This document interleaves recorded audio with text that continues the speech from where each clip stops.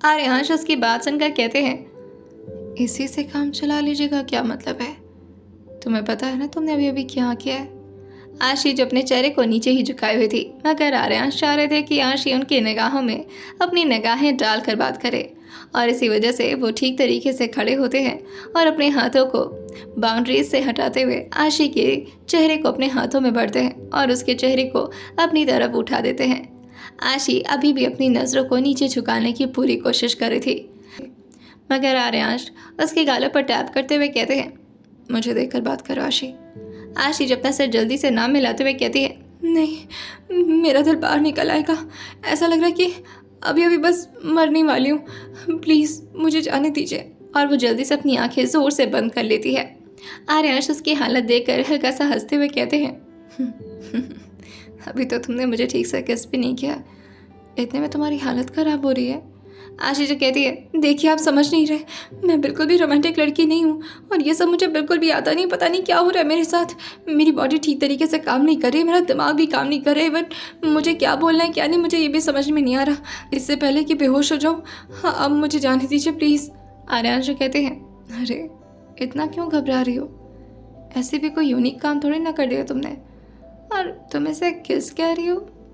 इसे तो बच्चों वाला किस कहते हैं, अब तुम बड़ी हो गई हो।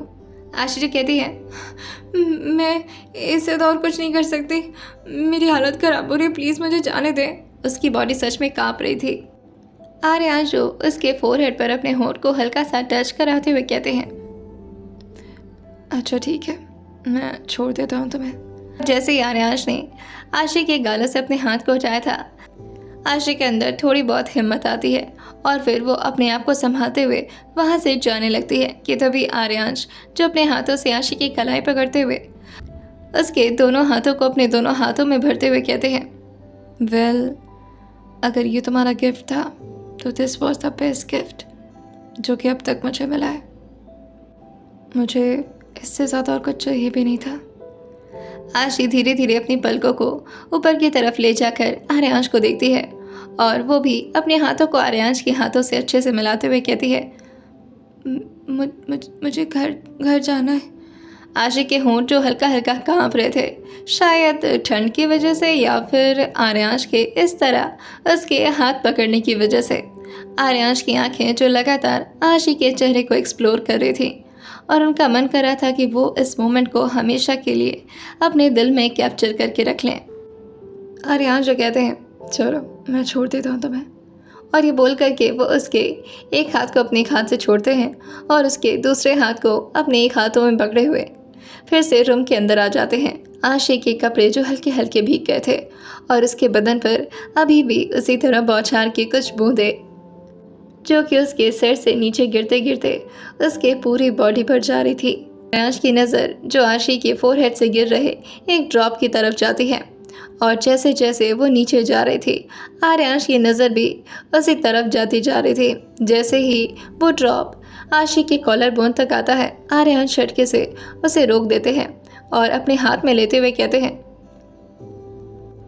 इससे आगे बढ़ने की इजाज़त मैं किसी को नहीं दे सकता। आशी जो आर्यांश के इस हरकत को देखकर कहती है, किससे बात कर रहे हैं आप? आर्यांश जो कहते हैं, वाटर का एक छोटा सा ड्रॉप था, बारिश में भीगने की वजह से वो तुम्हारी बॉडी को इस तरह टच करने की कोशिश कर रहा था। आशी जो कहती है, वाटर के ड्रॉप से आपको क्या प्रॉब्लम है?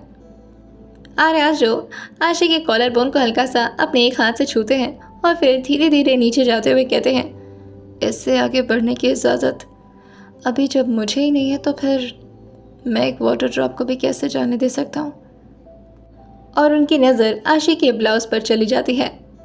आशी जब अपने साड़ी के पल्लू को हल्का सा ऊपर करती है और अपने क्लीव्स को पूरी तरह ढकने की कोशिश करने लगती है।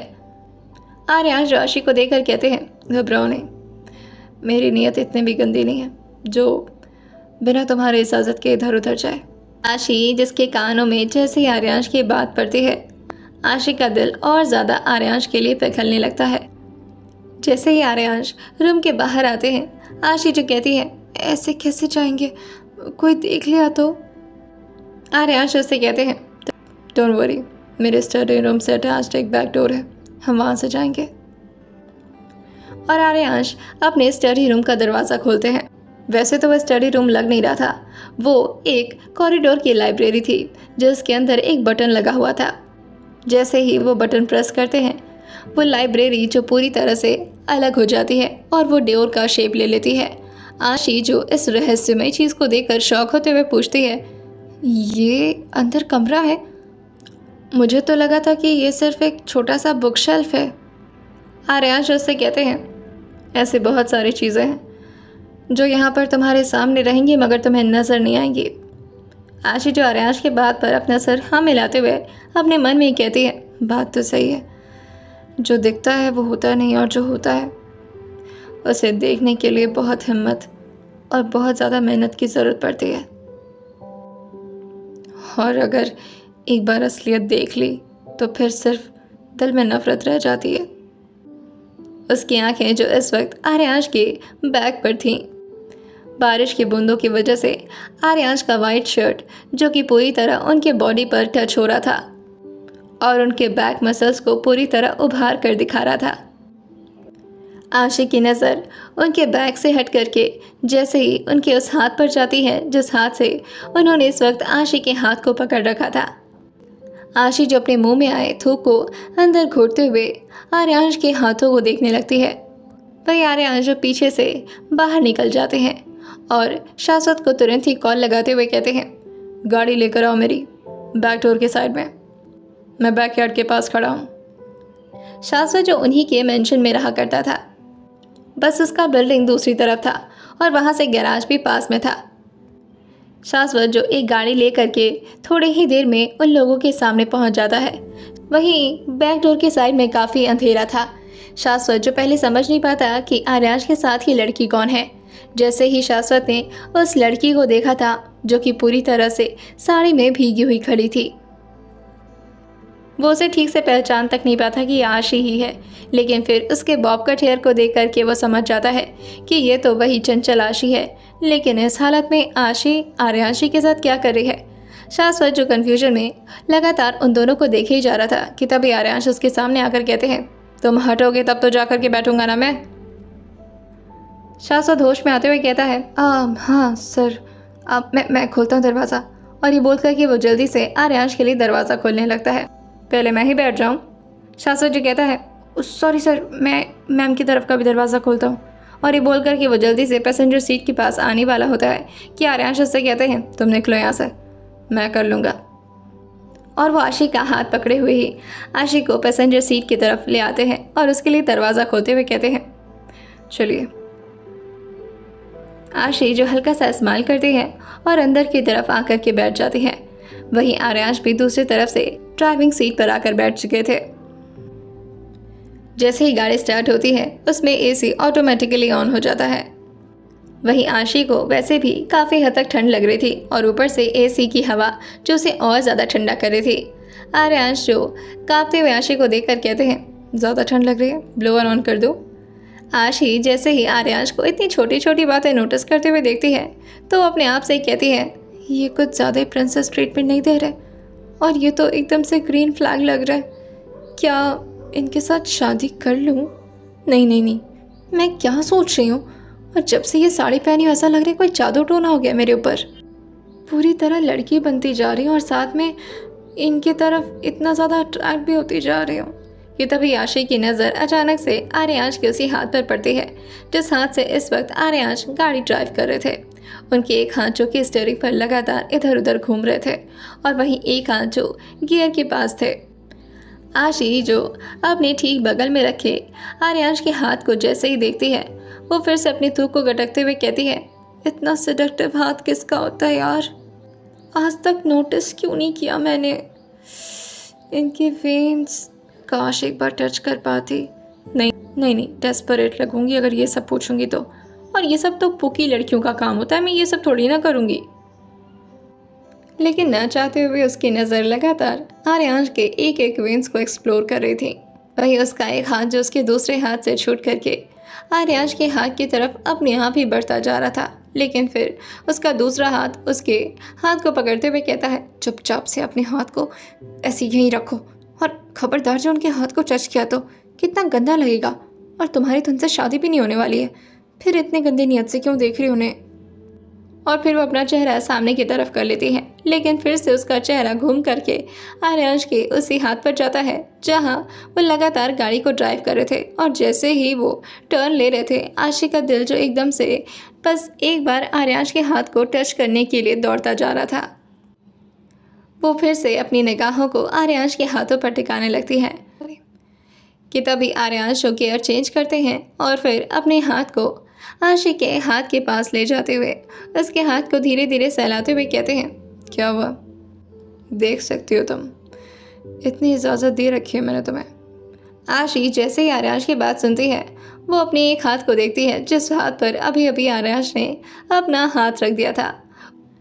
उनका एक हाथ जो अभी भी स्टीयरिंग पर लगातार घूम रहा था, वहीं उनका दूसरा हाथ जो आशी के हाथों के पास जा करके उसके हाथों को काफ़ी सॉफ्टली तरीके से सहलाया जा रहा था। आशी जो अपने पूरे दम लगा करके खुद तो कंट्रोल तो करने की कोशिश कर रही थी, ना चाहते हुए वो एक लंबी आहें भरती है और फिर आर्यांश के हाथ को अपने दूसरे हाथ से हल्का सा टच करती है और अपनी एक एक उंगलियों को आर्यांश के उसी वेंस पर धीरे धीरे घुमाने लगती है। वहीं आर्यांश को आशी के इस तरफ बच्चों वाली हरकतें देख करके उसके ऊपर हल्की हंसी भी आ जाती है। आशी जो अपने हाथ को आर्यांश से हटाते हुए कहती है, क्या हुआ? हंस क्यों रहे हैं आप? आर्यांश जी कहते हैं, नहीं, तुम इतना डरती क्यों कोई काम करने से पहले? मुझे तो लगा था कि तुम काफ़ी बोल रहे हो। आशी जो कहती है, आप अपना हाथ हटाएंगे? मेरे हाथ में अच्छा नहीं लग रहा आपका हाथ। आर्यांश जो कहते हैं, तुम्हारा हाथ सिर्फ मेरे हाथ के साथ ही अच्छा लगता है, किसी और का हाथ तुम्हें इस तरह नहीं छू सकता। आशी जो कहती है, वैसे मुझे कोई और पसंद आने लगा है तो आप अपना हाथ हटा लीजिए। आर्यांश जैसे ये सुनते हैं, वो आशी की तरफ घूर कर कहते हैं, व्हाट? कौन पसंद आने लगा तुम्हें?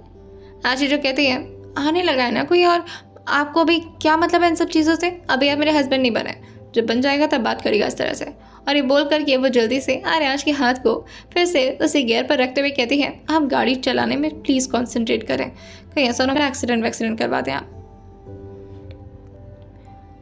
वहीं आर्यांश को आशी की बात सुन करके काफ़ी जेलस महसूस हो रहा था। आशी की बात सुन करके आर्यांश उसको घूर कर देखते हुए कहते हैं, तुम बताओगी कौन है वो? आशी जो कहती है कोई, आपको क्यों बताऊँ मैं? आर्यांश जो कहते हैं, अच्छा, मुझसे ज़्यादा हैंडसम है?